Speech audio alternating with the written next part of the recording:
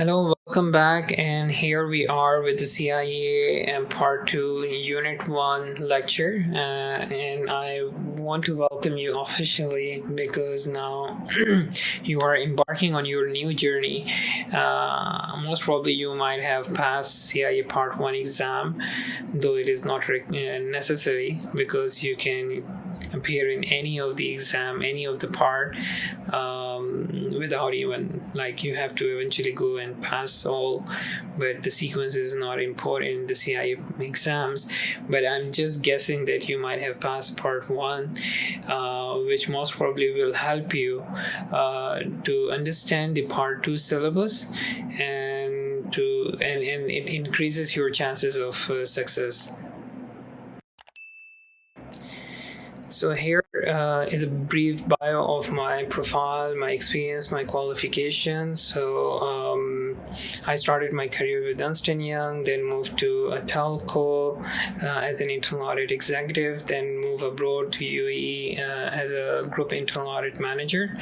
And finally, in my last role, I was a head of internal audit at a private joint stock company. I have more than 10 professional qualifications and a bachelor's and a master's in accounting. So this is a brief snapshots of my profile, and it also gives you an idea that whatever I'm trying to explain in this all video series about CIA Part 2 and all the key concepts, it will be backed by my practical experience and my knowledge. So I hope it will benefit you. Well, part 2, today we will be discussing about the Unit 1. I'm following the GLIM study material, study text, so you can better have that one, or you can use any other publisher. It doesn't make, as I always says, it doesn't make any big difference, but for my own convenience, I'm using GLIM publisher because it's concise and to the point. So based on that study text, my entire chapters are divided. So the first unit is about internal audit operations, which approximately covers 5% of the exam and 5% of the syllabus. There are total 100 MCQs in CIA Part 2 exam. So the percentage is basically the same number of MCQs, which approximately comes from that particular unit in the exam. So part 2 is about assurance and compliance engagement. Then we have financial environmental audit related chapter, and then consulting engagement. There is some discussion on the consulting side as well. Then from chapter 4 to chapter 8 is like hardcore the audit cycles. So the steps of internal audit, which is about the planning, engagement planning, information gathering, sampling, analyzing, evaluation, documentation, and supervision.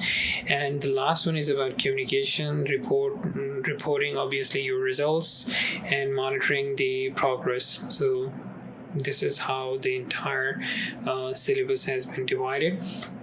So let's begin with our Unit 1 internal audit operation.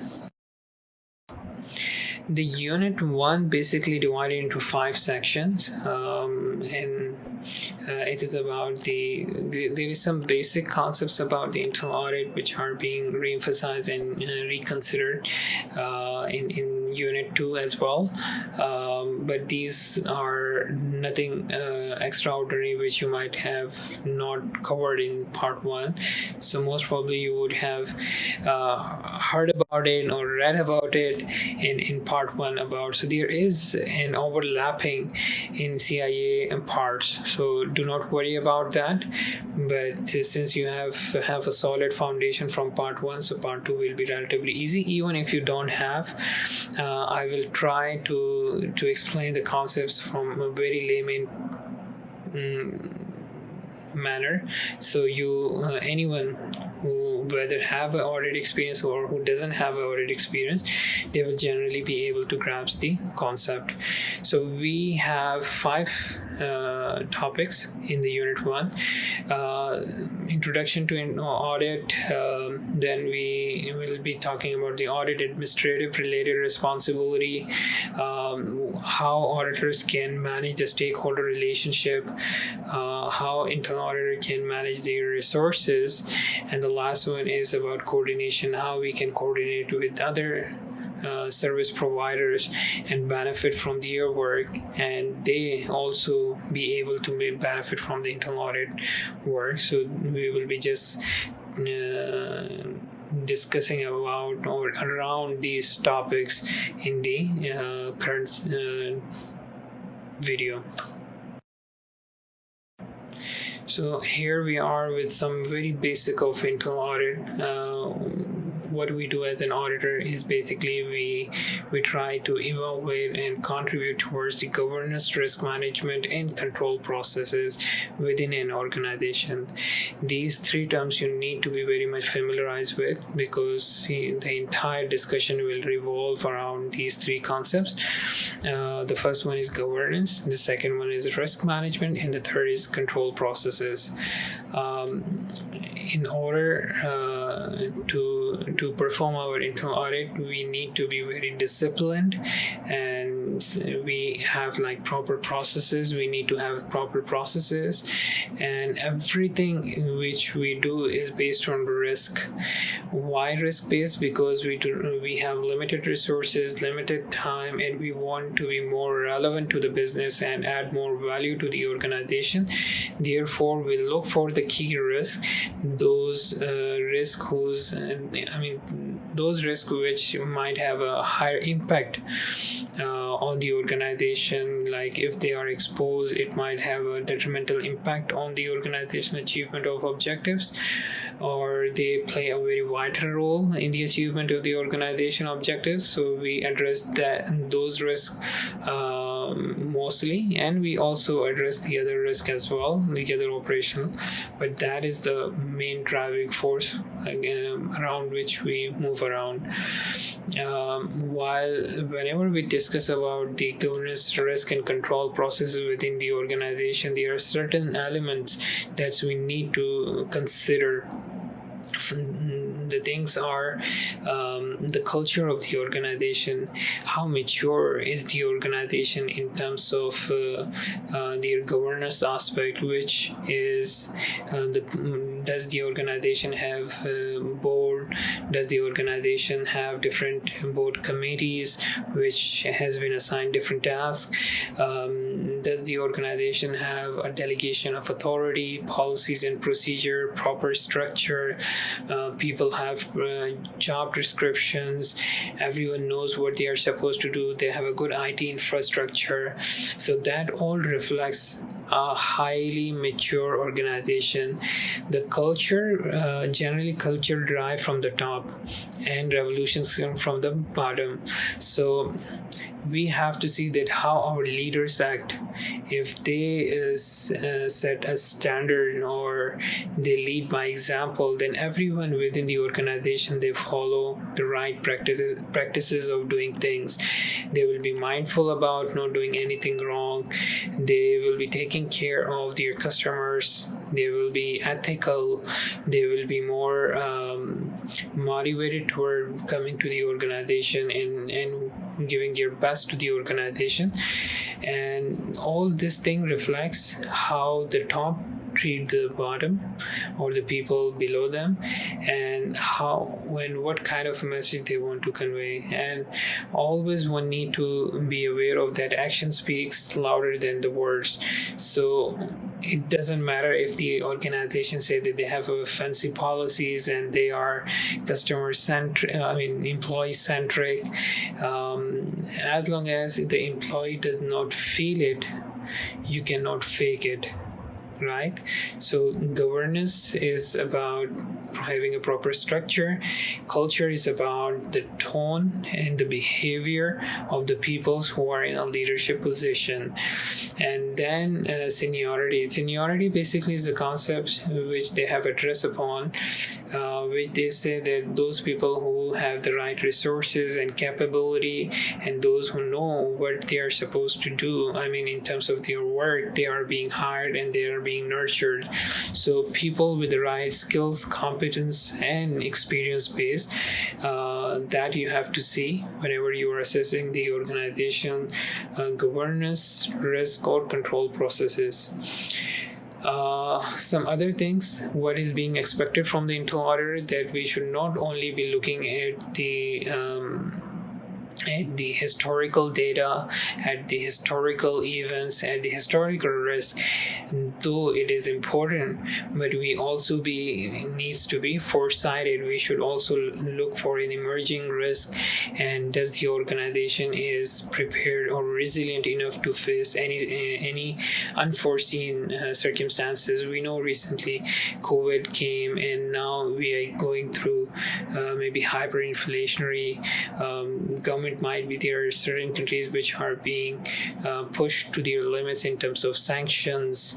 Then we hear a lot of terrorist activities. So these are very future focused risk which an auditor is supposed to know, and they ensure that the organization have good governance within the organization, and processes, and good liquidity and financial controls, that what if any of the risk is being exposed to them, so they will be able to withstand, and the organization come out as a winner out of that situation. So we need to be proactive, consider new insights, and future oriented we need to be. So this is what is being expected from the auditor.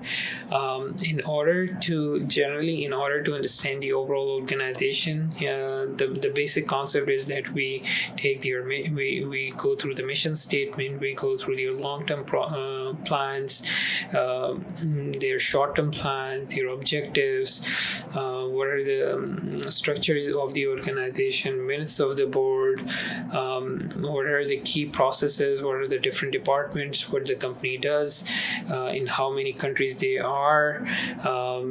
So these are all the basic information that you need to have an understanding as an auditor, in order to have a good in order to make a good understanding of the governance, risk, and control processes within the organization.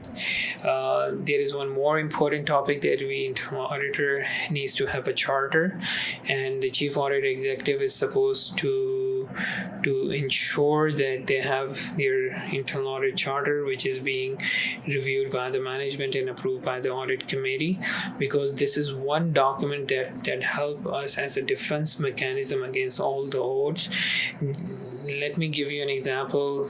Like you start an engagement and you request for some information, and the management refused to provide you. Then the role of audit charter came in.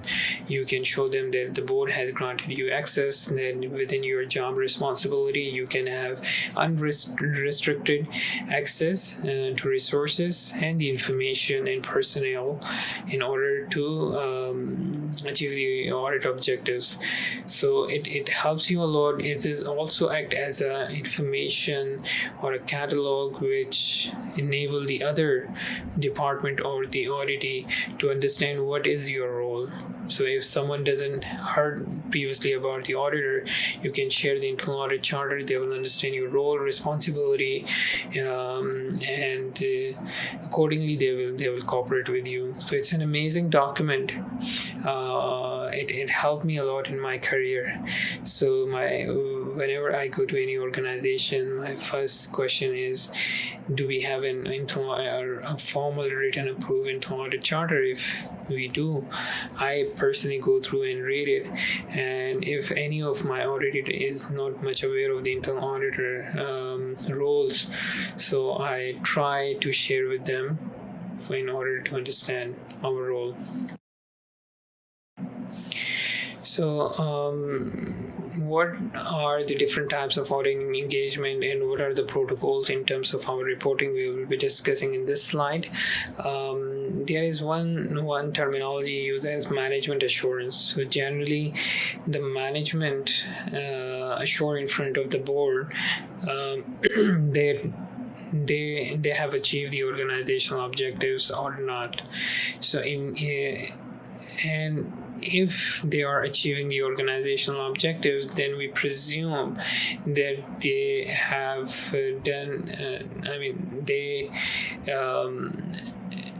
have done their job in a proper manner, while taking into account of governance, risk, and control processes, and while achieving the organizational objective, they also ensure that they have done their job in more efficiently and more economically. When we talk about efficiently, it means that accurate and timely, and when we talk about economically, it's mean by using less of resources. So this is the management assurance to the board. But then the board also expects from the internal auditor to provide auditor assurance on the overall statement of the company CEO, and how they do it. They have two ways of getting that acknowledgement or assurity. One is internal audit, when internal audit periodically reviews certain part of the business and they give their opinion about how those processes are functioning. And the second is from external auditor, who are more focused on financial aspect of the organization and financial reporting side. So by that, they ensure that whatever the management is saying, it is true and fair. And if there is an improvement, an area of improvement, they just expect from the management that they should be willing to improve, and they further enhance their processes. In terms of reporting, internal auditor, as I mentioned in our audit activities, we give assurance to the board and the management about the overall organizational governance, risk, and control processes. And periodically, we also give them an idea about our audit activities, that how we, what is the status of our internal audit plan, what is the purpose of internal audit, what is our authority and responsibility, and how are we performing. So periodically that happen. Maybe you can consider as a part of performance appraisal, and the rest of the thing is more about hardcore audit activities. So what is the administrative duties of a chief audit executive? In short, we call it CAE. So if I'm the head of internal audit, what are my key role and responsibilities? My role is, the standard says that the performance standard 2000 says that I should be managing the internal audit activities in a manner that it add value to the organization. So we have to be very value oriented towards the organization. That one thing I have to be very much mindful about. Then how I do it, I need to have a budget. Then in that budget, I have to properly allocate the resources for audit engagements. I have to ensure that the people whom I am hiring, they are competent. If we do not have a certain skill set within our team, then we can seek out or make a provision within the budget for an outsource activities. We need to have a proper policies and procedures. Policies and procedures basically give us it is a systematic approach of how internal audit day-to-day work activities is being performed. So the SOPs basically comprises of two documents. One is policy and the other one is procedure. Sometimes it's one document. They call it an audit manual.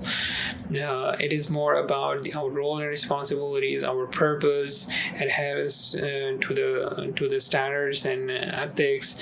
It talks about our independence and objectivity, confidentiality, record retention. In terms of procedure, when we give details about how we initiate our internal audit from starting from risk-based annual planning, then to engagement planning, execution, information gathering, and analyzing, how we analyze the documents, reporting, how we do that, how we carry out follow-up, how we ensure the quality assurance. So this is all are being provided. All this information is being provided in the policy and procedure. So as a bare minimum, if you or now or maybe in the future, if you aspire to become a head of internal audit, these are the core administrative responsibility that you should be very much mindful about. Stakeholder relationship, this is very critical concept, or this is very critical topic for internal auditors. I have observed in many organizations that the auditors are the most serious people, the most sometimes they are considered to be the most rude people within the organization because of the nature of our work, where we give our assurances, but in the process we come up all the weaknesses that processes or that department have, and we give them the improvement recommendation that how they can improve further. But as a whole, it is being taken most of the time in a very negative way. People think that we come to dig down into things and try to find the fault, but however our general objective, or our basic objective, is to give assurance to the board that things are happening in the right manner, and because if we give them the assurance that everything is okay, which means that the organization will be eventually be able to achieve the organizational objective. But given in the situation that if we say okay and the organization doesn't achieve its objective, then it's not just doing justice to our work.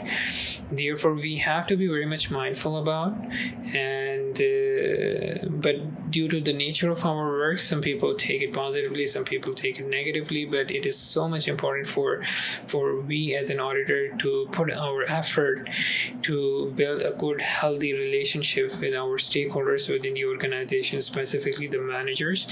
And we should also be knowing psychological impact that no one likes to be told what they are supposed to do. No one likes to be or it's against the human nature that if someone come up and take out my mistakes. So, in that way, you have to be politically, you have to be diplomatically, you have to manage the situation. It's tough, but you have to strike a balance. So who are our stakeholders? Directors, audit committee, external auditor, regulators, or any other person. In terms of reporting, our functional reporting is to the audit committee or to the board directly, and our administrative reporting is to the CEO. What is administrative reporting? Administrative means our general routine related, like stationery, our budget related matters, though it is all being approved by the audit committee, but the administrative part, our offices, our laptops, our leave management, all these are being taken care of under the responsibility of the CEO, where he is supposed to provide that healthy environment where we can perform our duties. Functional reporting is all hardcore about our work, though we have a dotted line to the CEO, so it's not that we hide everything from the CEO and just give all the information to the board, but we share with them. It's a collaborative work during the audit, after the audit, and when we try to have a follow-up reviews of the same area, whether they have resolved those issues or not. So it's all collaborative work. To do our job, we need to have a direct and unrestricted access, and participating audit is a concept that where we have to take into account or on board the management. Maybe we can do in a way like we can ask the head of the department that what are the key areas that you wish to have more visibility about, so we can take those areas as part of our internal audit. Because when people participate, they are more willing to improve, they are more willing to accept change or to overcome any loopholes in the process. At a departmental level, we can ask them that what about if we come across any weaknesses, we can seek their recommendation that how they want, what they think that how we can fix that problem, and then we can have our independent assessment, and accordingly we can recommend to the senior management. So this is how we can collaboratively work together in a healthy environment, and where we strike a balance without compromising our independence and objectivity. We work hands in hand along with the management and other stakeholders of the organization. In terms of stakeholder relationship, one of our stakeholders are audit committee, and what their role is in regards to us as an auditor.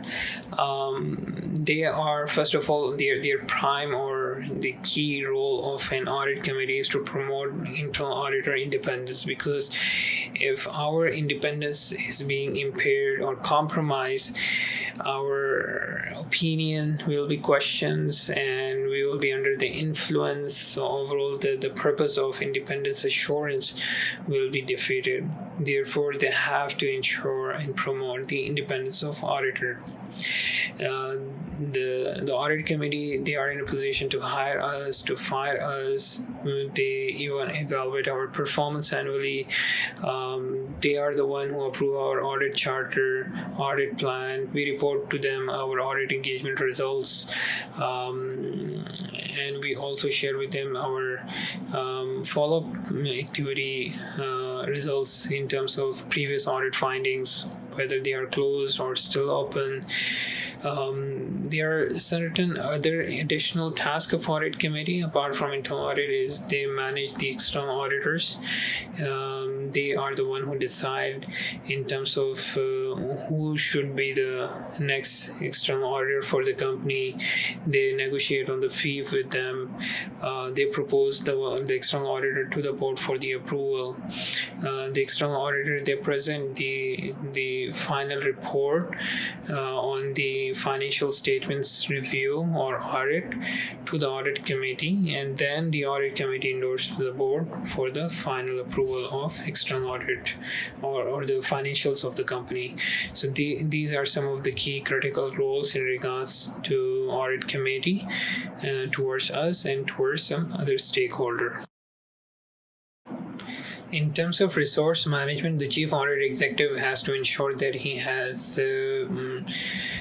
adequate skill set within his team, which is required to carry out the annual audit plan.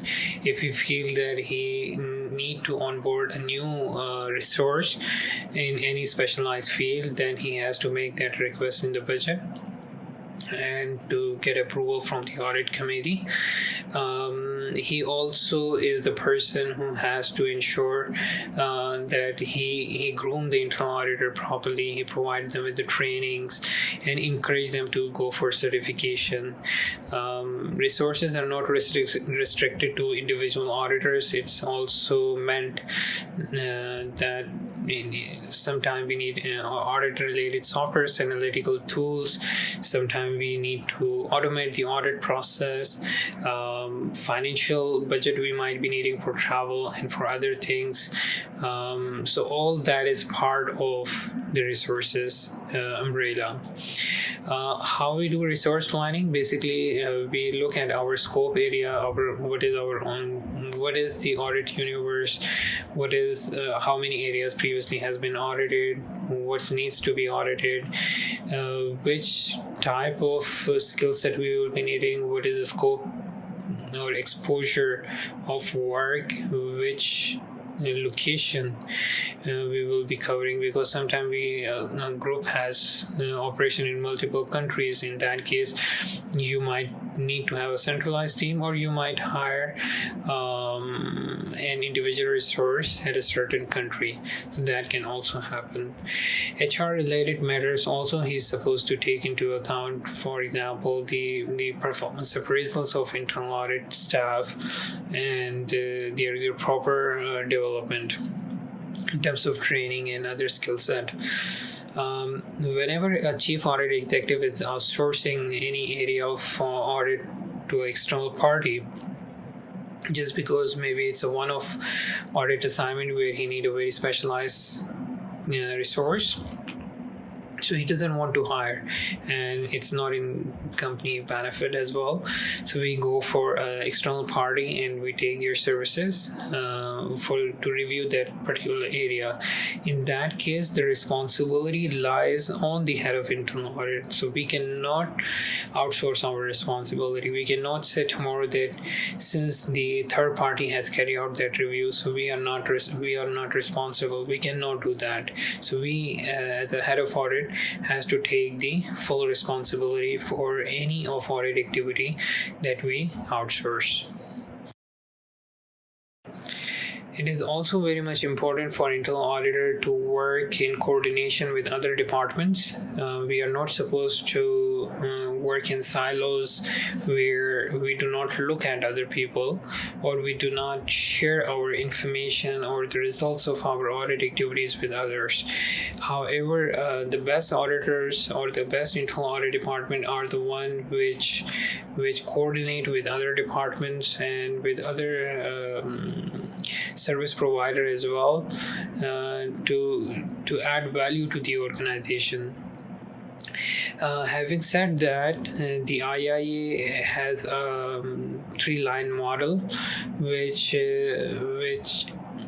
give us, there are 6 principles within that model which regulate the behavior of, you can say, internal auditor in terms of coordination. The first thing it talks about is the governance, which says that the board is accountable to the stakeholders. So the board, who their stakeholders are, first of all, they have shareholders whose money is inside the company, then stakeholders in terms of regulatory bodies, in terms of society, in terms of employees, in terms of maybe any other third party could be. So they are responsible to ensure that there is a proper governance setup within the organization, that the management is doing the job in the right manner, and they will be able to achieve the organizational objectives. So the shareholder, they appoint the board of directors to look after the or to oversee the role of the management and what they are doing. So they are the bridge between the shareholders and the management. The governing bodies, there are different governing bodies within the organization at a different level. At the top, we have a board of directors. Then one level down, we have different committees. Then we have executive management. So whoever is the governing body, what needs to be taken into account, that there needs to be a proper structure within the organization and proper processes within the organization, because a discipline and a neat structure will allow the organization to become more efficient in achieving the objectives. Then the third key element in terms of coordination is the management. Management are so much important because they are the one who are running the show. So we want them to be at their toes all the time. They needs to they should, first of all, they needs to be very competent, and they need to have proper skill set in order to perform their duties. The management we divide into two. We divide in first line and second line roles. So first line role are those who are directly related to the final product or services, which means they are the front end people, the sales people, the front end who provide the services. The second line role people are the one who support the first line. They are the risk management departments, which are sitting in the background, which the customer or a supplier might not be interacting to, but they play the defense or in the background and manage the risk within the organization. They are not fully independent, but partially they might be independent. What are the departments? Risk management, internal control, ethics, health and safety, IT. These are the departments which are sitting in the background to ensure everything is happening the right way. Then we have a third line of role. The third line of role are basically the internal auditors and the external auditors, who give an independent assurance that the first and the second line are doing their job the right way. And then it talks about the third line independence, because we will only be able to give our opinion when we are fully independent. Otherwise, our opinion doesn't give any value to the organization. So that is also very much important. The last thing is creating and protecting value by alignment of the activities of roles collectively. So which means that we have to work in harmony with each other, entire organization, be it first line role, second line, or third line. The same three-line model, the old name for this model was three-line of defense, which means that the first line is the first line of defense for managing the risk, the second support the first line, and the third are the one who eventually review, and if any risk pass through the third line, then it directly hit the organization. So that was a concept, but then they change it to a new name where the slide changes in the roles of first line and second line. They make it part of the management, like they are the first line and second line of the management. Previously, the second line was considered partially independent, but now, according to the new model, it falls under the management. So this is a difference between the old and new concept. So these three-line model basically give us an idea that in what boundaries we have to work in coordination with other department.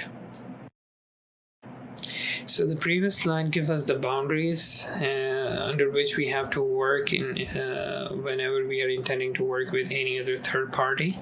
And here, that who are these people with whom we can coordinate internally within the organization. It could be different departments, and to be very specific, it could be the second line role departments: environmental, financial control, health and safety, IT security, legal, risk management, compliance, and quality assurance.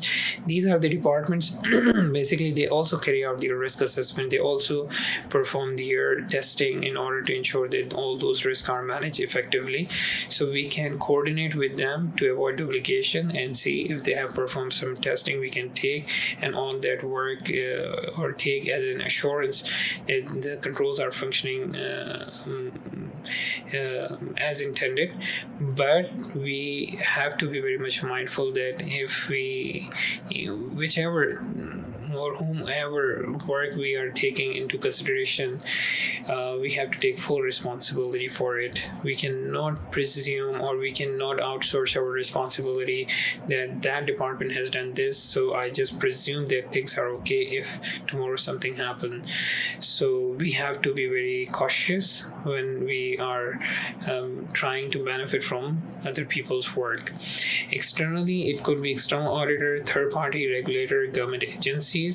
Again, we can benefit from their work to avoid duplication, or we can share our information if we have done any of the audit and we come across any findings or any details after having a discussion with the management or legal counsel within the company, because sometimes there are sensitive matter which you have to be very much mindful about, that you should not be violating any of the company communication policy or confidentiality contract while providing those information. So within the given protocols, if you are being allowed, then you can share your information with these government agencies as well.